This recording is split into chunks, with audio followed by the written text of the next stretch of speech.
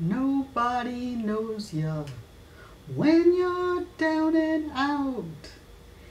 In your pocket, not one penny, and your friends, well, you haven't any. Hi everybody, Ally Waldman here, and that's not exactly true. I was just trying to find the right song to explain why I look like I've been beaten up. I had the strangest incident this week. By the way, it is November 4th, 2012. Welcome to Sunday with Ally, the Barbra Streisand Videocast. And I had one hell of a week. As you can see, I have a broken wrist and I got beat up pretty good on my face. I got a big black eye. And this all happened on my way to early voting. Now, oh, that's my dog Bailey. Hello, Bailey. This is what happened, folks. I was on my way to early voting with my husband, Leslie. We found a parking space. We were going into the Broward County Community Library. As I was walking, I looked up to see how long the line was for early voting, and I did not notice that there was a curb in front of me. I literally tripped on the curb, fell face forward onto the cement pavement, landed on my face, tried to brace myself with my hand. I got a huge big welt on the side of my face. I thought my hand was okay, but it turns out 2 days later I went for an x-ray and I had broken my wrist. I am now in this cast for 4 to 6 weeks. You notice I do not have use of my thumb. It is not easy to live without an opposable thumb. Let me tell you, I am somehow trying to get by doing my work, even though the doctor told me, don't use the computer. Ha, ha, ha. I'm a writer, folks. I write for a living. How am I supposed to do blogs and stories and columns if I can't type? So I'm doing the best I can. I actually have downloaded the new Mac operating system, which includes a program called Dictation, so I'm going to be able to maybe dictate some of my work. But for today, we don't have to worry about that because today this is all video. This is Ally, Sunday with Ally, talking Barbra. And now that I've gotten that, my mishigas out of the way, we'll talk about Barbra, because she's had a much better week than I have. For starters, on Friday night in Las Vegas, back at the MGM Grand, Barbra had her, gosh, I guess it's about her eighth concert. And it opened with her singing On a Clear Day, which she had done in her previous concert in Vancouver. And she had a brand new second act opening.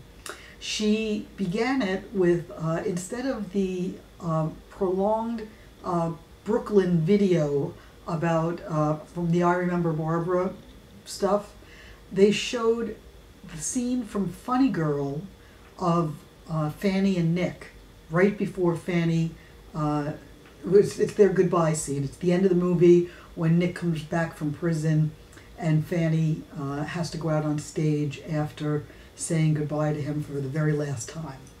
And it's the perfect setup for Barbra to come out on stage. She rises from below the stage and she sings My Man. Now, there's been some video on YouTube of this and it was fantastic. It was a great, great opening number for the second act. That's Bailey scratching the floor. Please ignore her. It was terrific. And Barbra looked wonderful. She sounded great. I think it was a brilliant move. And I love that Richard J. Alexander and Barbra keep tweaking the show as it goes from city to city. Now, the next concert is going to be on Monday in San Jose. And don't be surprised if they do some more different stuff there. Then there's only 2 more concerts after that, the 2 shows at the Hollywood Bowl. At least that's what we know for now. They haven't announced any more shows. We haven't heard any more. I haven't heard any more rumors of the international dates. But clearly, if they're going to announce anything more, it'll probably be in the next couple of weeks. So we wait and see. Now, let me consult my list here. Oh, I also went to the movies on Friday, and I went to see the new Denzel Washington movie, Flight. And ironically, Flight took the space that Guilt Trip was going to have an open wide. But seeing Flight, I did get to see the Guilt Trip trailer on the big screen. And that was a lot of fun. It was great to see it on the big screen. Barbara looked wonderful. And it's, getting the word out there. Now, the other very, very big, major bonanza news about Guilt Trip is that they changed the opening date again.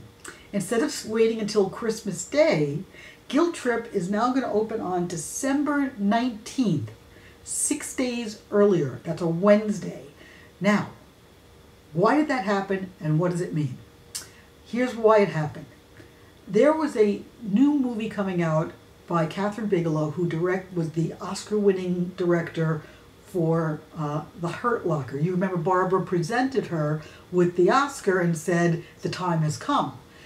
So her new movie is called Zero Dark 30. And it's all about how the military, the U.S. military, found Osama bin Laden and caught him and killed him. And it's a very serious, dark movie. And it was going to open on December 19th, right in the heart of the holiday season. And it was going to be in well over, 500 some odd theaters. Well, Sony, which I believe is putting that out, decided that they didn't want it to go wide. They don't think it's going to do well in December, going up against The Hobbit and Les Mis and, all these other movies that are coming out. So they decided to only open Zero Dark 30 in New York and Los Angeles, just for Academy Award consideration. That meant all these screens were available. And Paramount, seeing the opportunity, decided to rush in there, take the theaters, and get Guilt Trip into movies theaters 6 days earlier than planned. That's 6 extra days of box office. It's also 6 extra days for the word of mouth to build for the Guilt Trip, so that on Christmas Day, if you still are going to the movies on Christmas Day, as many, many people do, you might have already heard that the Guilt Trip is hilarious and great, and that Barbara's wonderful in it, and Seth is great in it, and you're going to want to see it. So therefore, that's the reason why the Guilt Trip was moved to December 19th. All good.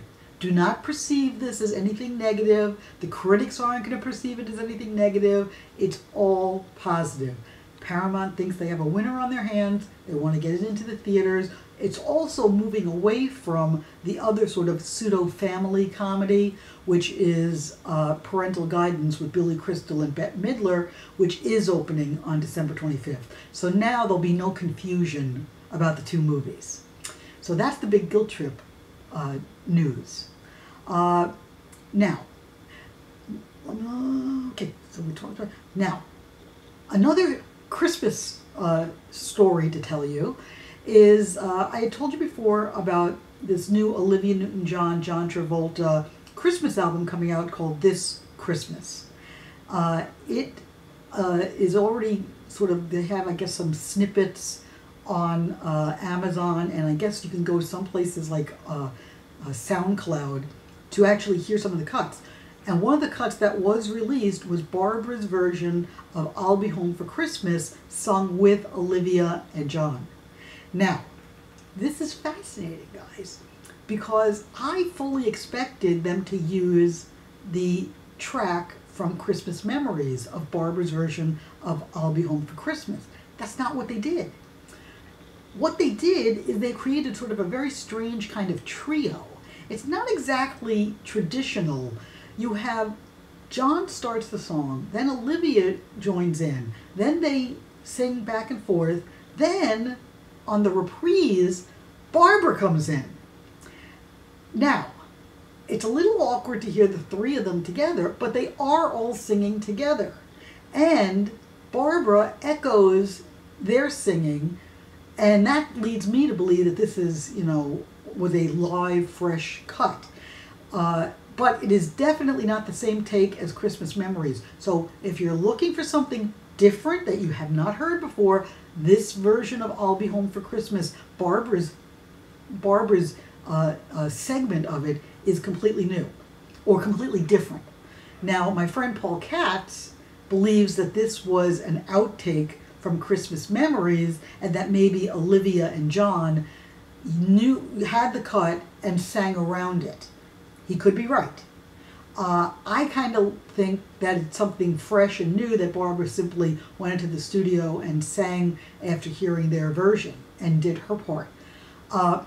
Either way, it doesn't matter to me. I don't care whether she sang it in 1965 or 1995 or, whenever, or yesterday.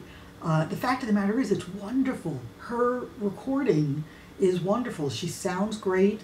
And as awkward as the trio is, it's still a very nice Christmas song, and it's something new for us for Christmas. So eventually Amazon is going to sell the individual tracks. I will urge all of you to buy the track, because it's good. And if you like Olivia and John Travolta singing together, get the whole album. It's up to you. Celebrate Christmas as you wish. Now, more Barbra news. Because that's what this is all about, folks. People ask me all the time, what are you going to do? Why do you do this? Well, because there's Barbra news, folks. And it's exciting. Barbra's doing a lot of stuff. And she's not slowing down. By the way, I didn't even get to mention this, but the reviews for the concert, the Las Vegas reviews, were fantastic. The reviews from Vancouver, fantastic. Barbra's getting fantastic notices everywhere she goes. So when you get that kind of positive reinforcement, why shouldn't you be a concert performer? Why shouldn't you go out? They put together a terrific show. And I can't wait to see what they're going to do with the DVD, because they have different songs from different cities, and I want to hear all of them. I don't want it to just be one performance. I want to hear all of it. By the way, I forgot to mention this. In Las Vegas, they changed the staging of Get Happy, Happy Days. So instead of Barbra sitting and Roz standing, now they're both standing, and they hold hands. And I actually think I read somewhere that Roz said something to the effect of, on Friday in Vegas, she said something to the effect that their mother was looking down from heaven and smiling. And Barbra commented that, yes, their mother had a beautiful, beautiful voice. Which is what Barbra always says. But it's true. Her mom did have a beautiful voice. And now we know Jason has a beautiful voice. So now we know that the whole mishpucha has great singing voices. Mishpucha, by the way, means family. Okay, folks. So anyway, back to my list. As the election here in America nears, the election day is Tuesday, and as I told you, I just did my early voting. Barbra did something on, I believe it was Wednesday or Thursday. She put out a YouTube video endorsing the candidacy of President Barack Obama, and why she was encouraging people to vote for the re-election of the president. And she did this on the National Jewish Democratic Council behalf. So it was geared towards Jewish voters. And she did speak specifically about the president's commitment to keep Iran from getting a nuclear bomb, because if they get nuclear capabilities, they want to attack Israel. So she's pro-Israel. This is obviously a pro-Israel organization, and Barbra was basically telling Jewish voters that the president is committed to Israel and the survival of Israel and is a friend of Israel. But the video, which is on YouTube, I encourage all of you to watch it, not only because whether you believe or are interested in Barbra's political stance, you may not be, but she looks wonderful. It was filmed great. She's got the nice blonde hair that she's been wearing in the concert, which is slightly different than what she was wearing on the Katie Couric show. She's wearing black glasses, which are very, very nice. And, it's great to see Barbra speaking very eloquently about her choices. And like I said, you don't have to agree with her. You don't have to vote the way she votes. But if you're a fan, I think you're going to want to watch it. More news. More news. Can there be more news? Turner Classic Movies announced their 2013 TCM Classic Film Festival. And Funny Girl is going to be the opening film. It's the restored big screen version of Funny Girl. It's gorgeous. If you've never seen it on the big screen, it's a treat. And that's going to be on Thursday, April 25th, which, as we all know, is the day after Barbra's birthday. I'm really, really hoping that Barbra will be there at the party and to celebrate Funny Girl, which is, of course, such a seminal movie in her career. And also, the party is being produced by Vanity Fair. I would hope she's there because it'll be like fantastic coverage in Vanity Fair. And I'm still waiting for Barbra to be on the cover of some magazine for her 50th anniversary. Aren't you? I mean, I'm surprised that she hasn't been on a cover yet. I mean, are they waiting for the guilt trip? Maybe that's what they're waiting for. But hopefully, with this Funny Girl Turner Classic Movie Classic Film Festival opening, maybe Barbra will do something. Maybe it'll all come together at that party. I also want to mention, speaking of magazines, my good friend Lynn Pounder and Stephen Baxter, who do the All About Barbra magazine in England, they have a special 50th anniversary special that they're selling, as well as the 73rd issue of All About Barbra, which includes all the Back to Brooklyn information. And Steve was in Brooklyn, so he's got a first-hand account of what happened. And you can always count on All About Barbra for fantastic photos, great stuff. I think they have an interview with Richard J. Alexander, so that's going to be included, and he'll talk about the creation of the special. So you can go to allaboutbarbra.com, and you can place your order right there. And, if you're a collector of Barbra and you've been collecting All About Barbra for years, I'm sure this is an issue you're going to want to get. Let me consult my list and see if I've missed anything.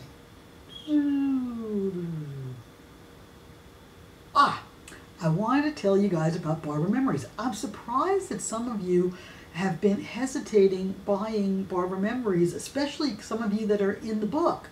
Now, I realize that money is tight right now, and we've got all this money that we're spending on Barbra with the concerts, with the travel, with the t-shirts, with all of the paraphernalia. But please, folks, if you haven't already gotten your copy of Barbra Memories, if you're planning on getting a copy of Barbra Memories, please go to either eBay and search for Barbra Streisand books, or go to the book patch where you can order Barbra Memories there, thebookpatch.com. I really, really hope you will. Also on eBay is another one of my books called Between the Grooves, which is about Barbra recording sessions from 1962 to 1993. And that's also a terrific little book to have, especially if you're enjoying Release Me, because this tells you where those songs came from and what the recording sessions were and who was there and who recorded it and where they were recording, whether it was New York or LA or Beverly Hills, whatever. There's a lot of great information in there. So you might want to get Between the Grooves.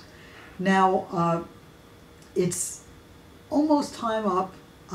I really, I'm so sorry that I don't look better this week. I'm sorry that I'm all beaten up, but, what can I tell you, folks? After such a great high of being in New York and meeting Barbra and having a wonderful 4 days, who would have ever expected all the things that happened this week? Hurricane Sandy, decimated New York. My friends up in New York, my friend Tom Gilbert, my friend Marianne Cooper, they were without power for 4 days. and really struggled to get by. Fortunately, some people were less affected than others. My heart goes out to the people in Staten Island and the people on the Jersey Shore who've lost so much.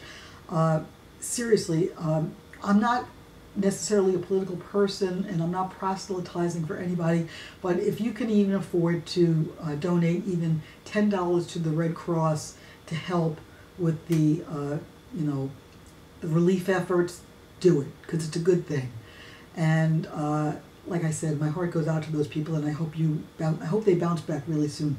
It's hard to imagine, after having just been in New York just a few weeks ago, and everything was humming along, and the subways were humming, and everything was going great, and now those subways were underwater. I mean, it's hard to imagine, and I mean, thank goodness it didn't happen when Barbra was there, because it would have ruined what turned out to be a fantastic experience. Of course, I say that in a very selfish way, and I don't mean it to come off like that. But so thankfully, the people who went to Brooklyn, we were able to enjoy our experience. But let's all remember that the people who are still living there have just been through a horrific time. Okay? So, in conclusion, what do we have to look forward to? Well, this week I think we're going to get some more fantastic information. We got those last few concerts. Barbra at the Hollywood Bowls should be historic. I'm sure we're going to get more about the Guild Trip. There's something in the New Entertainment Weekly about it. The positive buzz is buzzing, and I think we're headed for a really good winter with Barbra. So I'm going to say goodbye now. Hopefully next week this will be gone and I will be looking better. This, unfortunately, we're going to see for a few more weeks. But until then, this is Ally Waldman signing off, and I hope you all have a good week. If you go to vote, watch your step. And please, if you do go to vote, do your civic duty. I don't care who you vote for, but do your civic duty and vote. And for those friends of ours outside the States, thank you for all your encouragement and your support for me personally on Sunday with Ally. I really do appreciate it. I get wonderful letters every week, and I really, you don't know what it means to me. It's really heartening. And also for the people who've contributed to my Nothing's Impossible project, thank you so much. Because as you know, this is all superficial. The stuff going on inside my body, the cancer, that's not superficial, that's really real. And hopefully I can keep on fighting the good fight. And all of you who contribute to help me with my finances and my medical expenses, thank you so much. So until next week, this is Ally Waldman signing off, and don't you worry, next week I'll be singing a much happier tune. Okay? Till then, bye-bye.